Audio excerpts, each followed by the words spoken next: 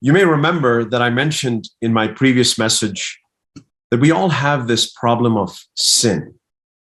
Remember, this is true no matter what religion you were born into. As a result, we're facing the punishment of being cut off from God's presence forever. And this is pretty serious. This is a matter of life and death in the only way that life and death really has meaning. And if you really meditated on what we thought about last time, it should have caused, and this was my hope, it should have caused an eagerness in you to know how to solve the problem. And that's what we'll talk about today. Imagine that I went to a doctor who told me that I had a serious form of cancer.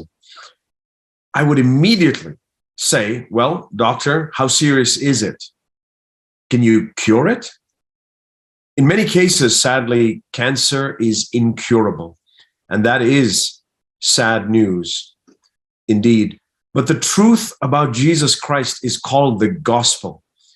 You may have heard that word, but it essentially means good news. Here's the good news, my dear friends. Solving our problem of sin is not easy. Many people think that if they've done a lot of bad things, they can try to make up for it by doing more good things. Thus, the balance of scales will shift to the good side. And they hope that by the end of their life, the good side is a little heavier than the bad side. But even if the number of good things you did is more than the number of sins that you committed, that doesn't remove the sins that you committed. They're still there on the other side.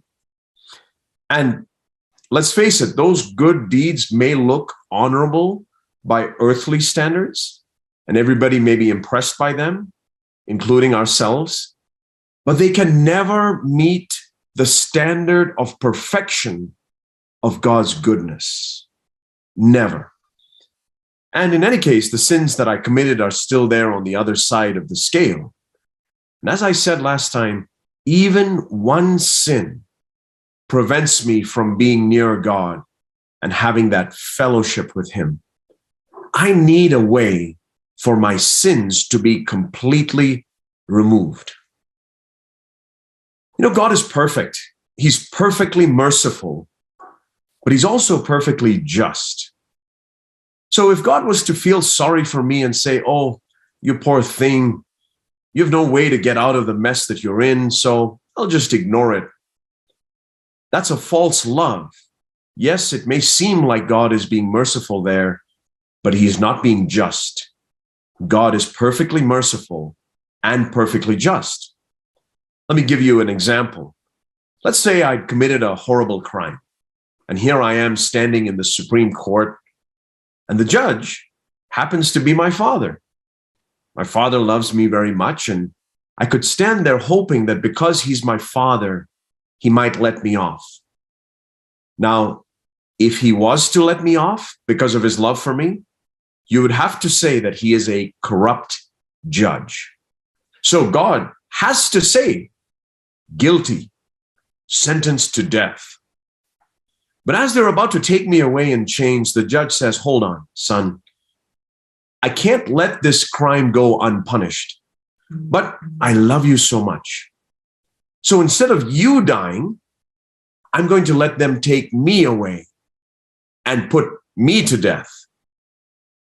You see how God is both perfectly just and perfectly merciful in doing that? Here's what that story means for us. Firstly, the punishment of sin has to be paid by a man because it is we humans who have sinned. The punishment also has to be paid by an innocent man. Otherwise, the payment is not acceptable. It has to be somebody who has never sinned. And thirdly, since the punishment for sin is eternal death, only God, who is eternal, can experience that punishment in a fixed time so that the payment can be made for me. So in order for the punishment for my sin to be paid fully, God must live a sinless life as a man and then die for my sins. I hope that makes sense to you. I hope I explained that clearly. And this is exactly what Jesus did. Almost 2,000 years ago, Jesus, who is the only God, lived here on earth for 33 years without ever sinning even once. This is very important to remember. It had to be a sinless sacrifice. And then at the end of his life, he was killed by people who hated him. And yet, God turned even that hatred and that horrible act of them crucifying God into tremendous good. Because as a result, that perfect penalty was paid. And all that evil that people schemed against God, inspired by the devil, instigated by the devil, God turned into our good. And the penalty for sin was fully paid. And since he was the Son of God and a perfectly sinless man, he couldn't stay dead forever. And I'm sure you've heard the story. 3 days later, he rose up from the grave. But my dear friends, God's love is endless. It doesn't stop there. Not only does he forgive our sins, he also calls us righteous, treating us as if we had never sinned at all. God's forgiveness and what's called justification is so perfect that God can forgive you because of the penalty and the sacrifice that Jesus paid, and he looks at you as if you'd never done anything wrong in your life. Imagine that you owned 1 billion rupees to somebody. Now, it would be extremely generous and kind of them to forgive that 1 billion rupees. But if that's all they did, you're still a beggar. You still don't have any money. There's 0 rupees in your bank account. But if that person is kind enough to give you another 1 billion rupees, now you can live like a rich person. And this is what God did for us when Jesus rose from the dead. This is what Romans 4, verse 25 says. He who was delivered over because of our transgressions was raised because of our justification. That's what justification means, just as if I had never sinned at all. But listen, God's still not done. There's more. After making us rich, he offers to come live with us and teach us how to use those riches. We're talking about spiritual riches now. How to use those riches wisely so that we don't lose all of it and end up in debt all over again. Since Jesus lived on this earth from the time he was born for 33 years until he died without ever sinning, he can walk with you day by day and lead you also to be fully freed from sin little by little. This is good news. But there's so much more that God did on the cross. In fact, we can never have enough time to describe all that God did on the cross, but I want to mention one more. You see, we have 2 big enemies, death and the devil. And when Jesus died and rose again, he defeated both of those enemies so that you don't ever have to live in the fear of death. You don't have to spend one day afraid of death if you really trust Jesus Christ. And you don't have to spend one day afraid of the devil if you really trust Jesus Christ.